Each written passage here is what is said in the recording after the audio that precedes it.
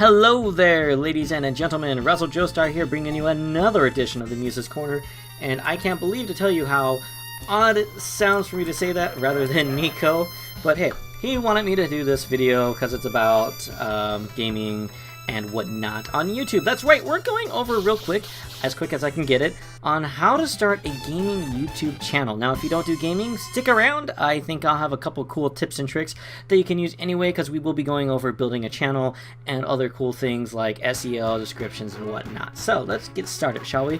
First, you want to make an account. I mean, that's obvious, but I mean, I know there's going to be somebody that says, hey, account making, what do we do? So what you do is click on the top right where it says sign in, and you can go from there. If you already have a Gmail account, a Google account, you can just associate that. If you don't have a Google account, any email you have will do. Actually, you can take a Hotmail and make that into a Google account if you want. Or if you want to make a new brand spanking new Gmail Google account for your YouTube channel, knock yourself out. Go for it. So, with that out of the way, let's get on to a topic. So, again, this is mainly going to be towards gaming, but it could be used for any other things that you can salvage from it as well. So what you want to do is find a niche or a topic to work in, or niche, or however you say it. The good thing about having a niche is it gives your channel focus. Now, I know what you guys are going to say, well, you have 3 different guys who are doing different things, that doesn't give much focus. But we all have our own niche that we focus on, right? I do arcade games and general gaming things when I feel like it. Tamagi does Rocksmith, and Nico does Muse's Corner. So we all have our niches that we focus on. That gives us our focus and our audiences. And the cool thing is, yeah, it gives you focus and can help build an audience around a specific thing. And it can be anything that you really want in gaming. It can be Let's Plays, it can be tutorials, and we'll get to tutorials later. It can be news, updates, how-tos, revisiting old games, gaming history, gaming trivia, whatever you really think of, honestly. And if you don't know what you want to do at first, that's fine. Like, if you go through my channel history, you'll see that I fooled around with all kinds of different games before finally settling and going all in on arcade games. Even though we'll be seeing Village burn down again soon, if you see what I mean. Shout out to Winds of Change, Clace, my boy. Anyways, that wasn't cringy at all. Anyways, yeah, so tighter niches lead to a faster growth usually. A wider niche can lead to a lower growth, but as Jay points out in the Gamer's Guide to Greatness, it's not too much of a bad thing. It really just depends on what you want to do, honestly. And I mentioned tutorial videos. I'm gonna throw this out as something that I feel like you should really look into. Tutorial videos can be a great way to bring people to your channel and is a good source of evergreen content. Evergreen meaning people are always going to come to it. Or you could come up with anything else that's of value or informative. Like, you do Let's Play videos, cool. Maybe you can do trivia videos on the games that you cover, because that'll always bring people in. You know, if you say, hey, here's some cool things I found out about Final Fight, or about Call of Duty, or whatever. You know, you want to always think of, like, videos you can use to bring people in. Jay covers the difference between doing tutorials and other videos in the Gamer's Guide to Greatness, and I'll talk about that book later. But let's get on to page building. So, page building is something you're gonna have to do when you start your channel. It's a must because you want to give your channel a good identity, a good brand from which to conquer the YouTube with.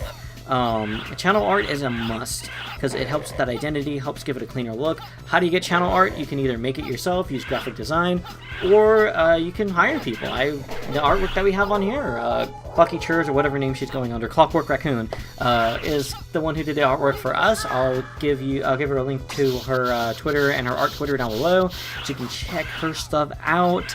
But yeah, it helps make it look more professional, and you want to have a banner art, thumbnail art for your videos, and you want to have thumbnail art for your little profile picture or whatever. Let's go over some dimensions. So for thumbnails for videos, you want to do 1280 by 720, and thumbnails are great because they can just help catch attention and again build that brand. You want to build the brand and you want to catch attention rather than just using a screenshot. Although if you don't have time to take a screenshot or build a thumbnail, you just want to use a quick screenshot from your video, YouTube does let you use a randomly generated screenshots, but there's a really neat tool called TubeBuddy that you can install for free. We'll be getting to him later. That you can actually use to take a screenshot of any section in your YouTube video and even add later on some like images and text. In fact, for my Streets of Rage with Hotline Miami video, the thumbnail was used using TubeBuddy. I just imported in the Hotline Miami logo and formatted it accordingly. So banner art is going to be 2650 by 1440. You might wonder why it's so big. Mainly because depending on what device, you'll see more of it. So if like you're watching it from like a TV, like an actual TV, like off of like a DVD player or whatever, you'll see more of it. In fact, our banner, that's only a small smidgen of it. We do have a full image that we have uploaded of me, Tamagi, and Nico. And for your thumbnails, I want to be 800 by 800. Now, for most images, it's I think 1 or 2 megabytes size. So if it's too big, just fool around with the quality of it or what you're saving it as to kind of knock that down. Oftentimes, I'll save mine as PNGs, but if it's too big, I'll knock it down to a JPEG and we'll be good. So let's get on to equipment and software. Fun. So it doesn't have to be uber expensive, your equipment. I mean, it's fine if you wanna blow money on Razer stuff. If that's your thing, that's your thing. Be self-aware and do research and find out what works best for you. But let me break down what I got currently. So I'm using a Blue Snowball Aluminum currently. Well, we're all using a Blue Snowball Aluminum currently for our videos. That one, yeah, $54.09 on Amazon. Before that we were using the Blue Snowball Ice Condenser for $49. So not quite as high quality as the Blue Snowball, not as much options, but still a cool thing. And sometimes it goes on sale too, so keep your eye on that. The Razer Black Widow Chroma version 2, which is the keyboard we're using currently, $142.40. We got a nice little glow here where it glows green, blue, and purple as well. So cool.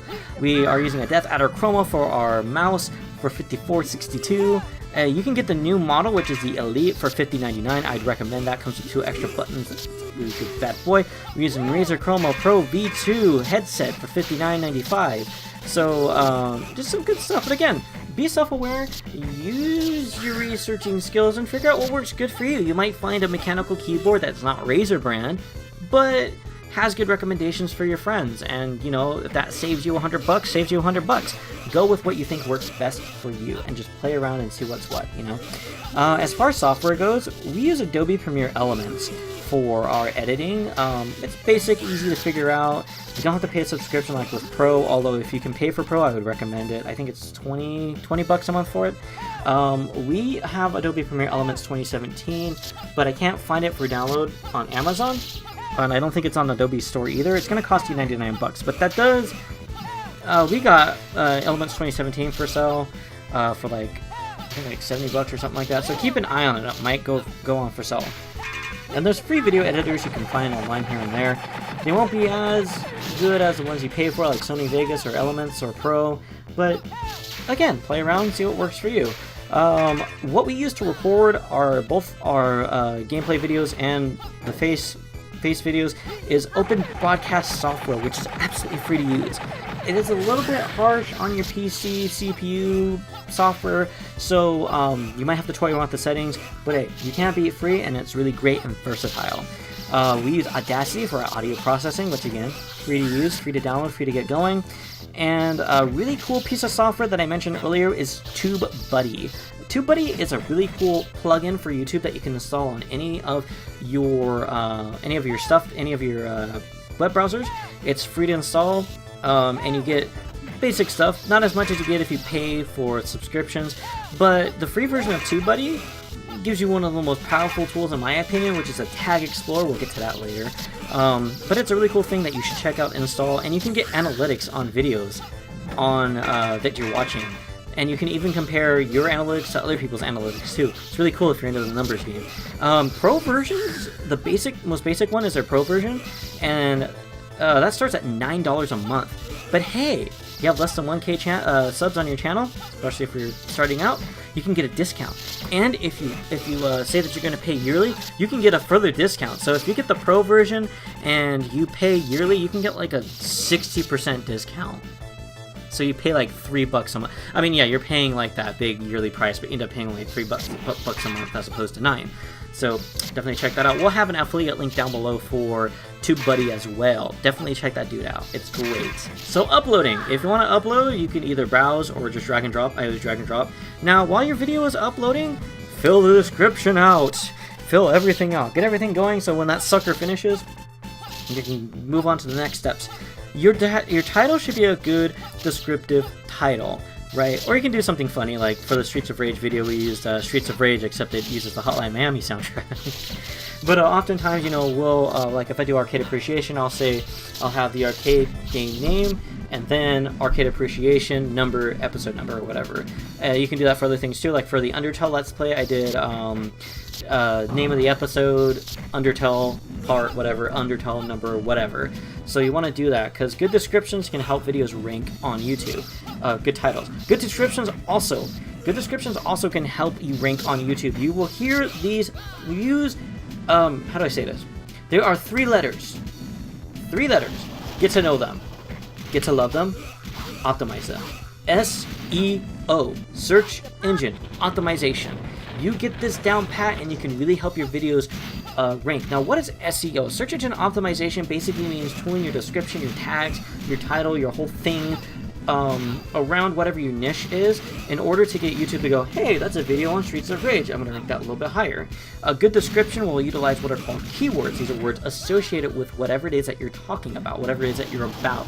So if you're doing arcade games, niches, keywords could be stuff like arcade game, coin-operated, classic, retro, and there's tons of things you could do. Google has a paid service you can use for keywords. There's also free sites that you can use, such as the keyword tool. I'll link that down below, keywordtool.io. It's not as hefty as Google, but it can get you going. Dip your toe in the water until you're ready to upgrade to the big guns. And then there's tags. Now, I mentioned TubeBuddy has a tag explorer, right? A tag explorer with TubeBuddy lets you search any tag you can think of, and it will give you a rating. It'll let you know how good, bad, poor, if you should use it or not. There's other cool things you can do too, like if you search up a tag, search up something on YouTube, it'll actually tell you the rating for that, and if it's like good or not to use in your video. Tag Explorer, again, I feel is one of the most powerful tools, and you get that for free, by the way, for the free version of TubeBuddy. So another reason why you should check it out. It costs you absolutely nothing to check. Anyways, enough hard selling. You know, ABC always be closing. Yeah, and you want to take a look at things like long tail tags. Long tail tags are multiple word tags. Like, let's say you look up Streets of Rage, right? Okay, but sometimes people might look up Streets of Rage, like a Genesis game. Streets of Rage, old school game. Or let's say you're looking up Call of Duty, right? You might do Call of Duty. Okay, what if you're doing weapons?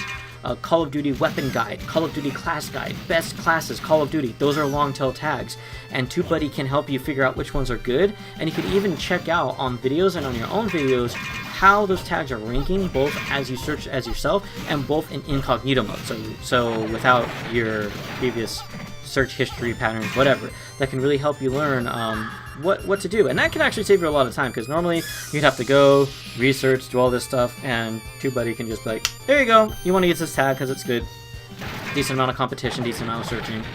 And then again, you want to use a thumbnail, use channel art if you want to. I use channel art. You know, as you can see, I got, like, for my Arcade Appreciation, there's like the little border, and in different series I have different colored borders. Like tutorials are orange, game tutorials are blue, Nico's got his own style, Tomagi's got his own style. Again, channel art, identity, a good way to grab people. Also, add it to a playlist too, if you have enough videos. I kind of am weird with my playlist, because I'll only start playlists if I have 2 or more videos going.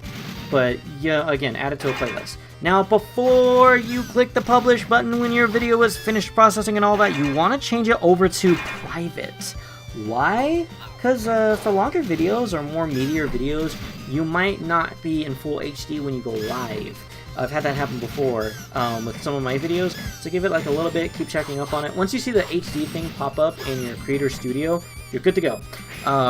You also want to take time to add in cards and end screens to your video. These are really awesome tools. Cards, like the little, right here, you'll see it right there, that's a card, you click on it, and it guides you to other places in the channel. end screens, which you'll see at the end of this video. You know, those are those little annoying things that pop up at the end of the video telling you to click on other videos and whatnot. Those are really great because you can direct people to other places or to your Patreon page or whatever you got going on there. Let's see what I did there.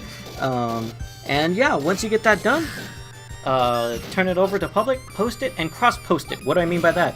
At least share it on your Twitter and Facebook.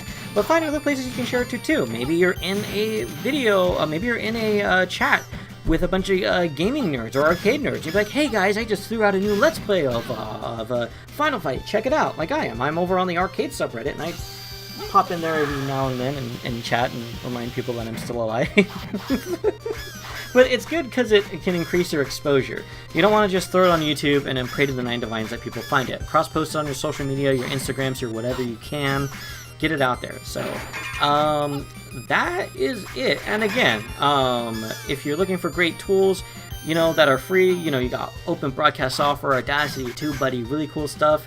And a lot of the tips and tricks that I shared with you here, you can find in Jay Carteret's The Gamer's Guide to Greatness. I got an affiliate link down below. Awesome ebook. It is a little bit more on the hefty side, coming in at £29.99, so I think about like $40 US, but there's a lot of good tips and tricks here that I kind of scratched the surface on that you can check out. Very quick, concise, good stuff. It's a good read. Definitely check that affiliate link out and buy it and help us out, but only buy it if you're interested in it. Yeah, so that's about it. And as always, we got cool stuff also that you can purchase and help the channel out with, like our kit where you can get a look at all the cool stuff that we do. We also have a Patreon. We're still thinking of cool rewards we can do for you guys on there. And of course, don't forget to buy us a coffee under Ko-fi. All those little things that you do really help, if you do any of them, really help out the channel. And we'd appreciate it if you at least give us $3 for a coffee. It'd be nice. So anyways, I'm Razzle Joestar. Thank you for listening, guys. I hope you found this interesting. I know this ran a little bit long, but I want to cover a lot of different things, and I haven't even gone really in-depth with anything. So if there's any topics with YouTube that you want me to go in-depth on and expand on, let me know. I'm Razzle Joestar. I'll see you guys next time. Take care. Farewell and good luck, my friends.